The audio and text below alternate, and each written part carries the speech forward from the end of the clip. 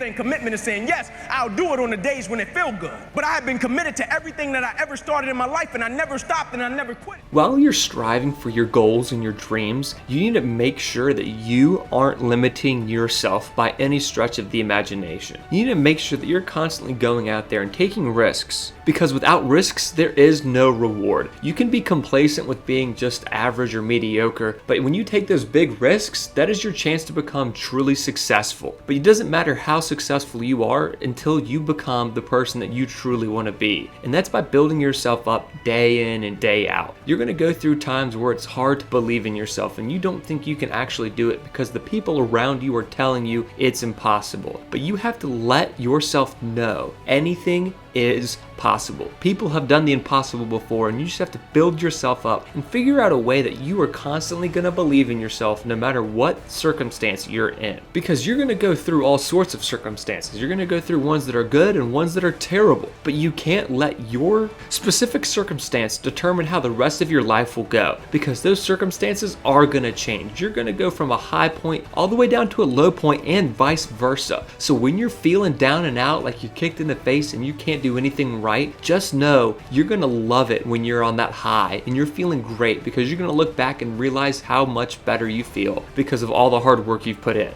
Either you're in the midst of adversity, just came out of adversity, or you're about to head into some adversity.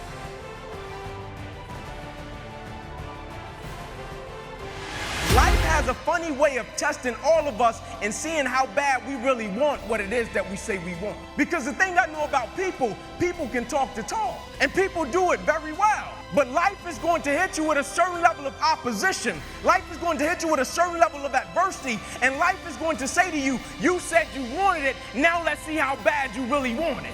But the great thing about it, if you love the process, when opposition and adversity hits, you will have a way of embracing it and using it, not only for yourself, but you will use it to make everybody that's connected to you stronger, because your vision has to be larger than yourself. If everything that you do is just about you and for your personal gain, something's gonna come up against you that's gonna be a lot tougher than you. And if it's just about you, the moment you hit it, you're gonna quit and give up every time. But I believe in giving the backstory, because I think the backstory shapes and molds situations and circumstances. And so I have to give you the backstory of what shaped and molded me into the man that I am today. I'm 29 years old. My mother got pregnant with me at 15 years old. I grew up on the east side of Atlanta, about 5 minutes away from where the Atlanta Braves play.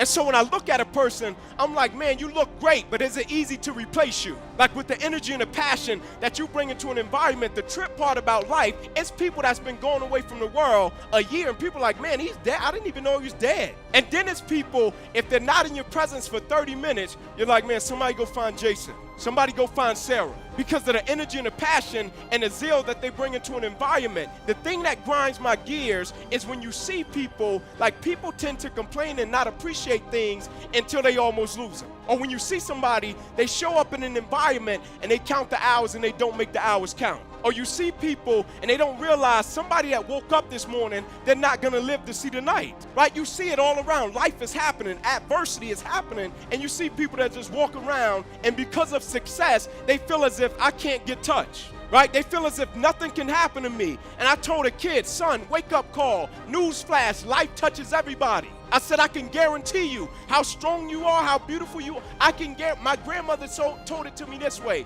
ESPN called me. They did a story on me this past summer, but they called me one day and I picked up the phone. They said, is this Inky Johnson? I said, last time I checked, I'm Inky Johnson. They said, is this the same guy that said if you could change what happened to you, you wouldn't? I said, absolutely. They said, it's our understanding the game of football meant the world to you. I said, at one point it did. They said, it's our understanding that your family was banking on you making it to the NFL so they can have a better way of life. I said, yep, that's correct. They said, we're coming to see you. I said, all right, cool, come on. They said, but we don't want to see you in Atlanta. We want to see you in Neyland Stadium on the exact yard line where your life changed. The same time of day. The only thing that won't be present is Air Force's team. All right, cool. And so they take me to Neyland Stadium. They put me on the exact yard line where my life changed. They said, now tell your younger self why you wouldn't stop your injury if you could. If you could be in the NFL right now making millions of dollars, tell your younger self why you wouldn't change that situation if you could. And I say the reason I wouldn't change it, believe it or not, it has nothing to do with me. The way I discover speaking, which I feel is my passion, my life's work, is I don't think you find your passion or your purpose when you're stagnant. right? I think you find it in the midst of work, right? Whatever that looks like. And so with me, I was telling the guys earlier, I never planned to do this. Never wanted to. They put me in public speaking when I got to college because I'm from inner city Atlanta. And so we had our little own language almost, right? To where when I got to college, I would always say, you know what I mean? Even if I didn't say anything. People would always be like, no, you didn't say anything, right? And so they put me in public speaking. I dropped it on the second day. I hated it, right? And so after I got injured, I thought I was gonna be a coach, right? And so I started down the path to become a coach. And in my third year of my graduate assistantship, somehow my wife got pregnant. Somehow, I gotta share this with you. And probably take like 4 minutes. I gotta share this with you. And I supposedly had a job at the rec center in the neighborhood where me and my wife grew up. We grew up 2 streets away from each other. Been at it since 5th grade. Thank you all so much for watching this video. If you haven't already, please go ahead and like the video. Subscribe to the channel if you're new, and let us know what you thought down in the comment section below.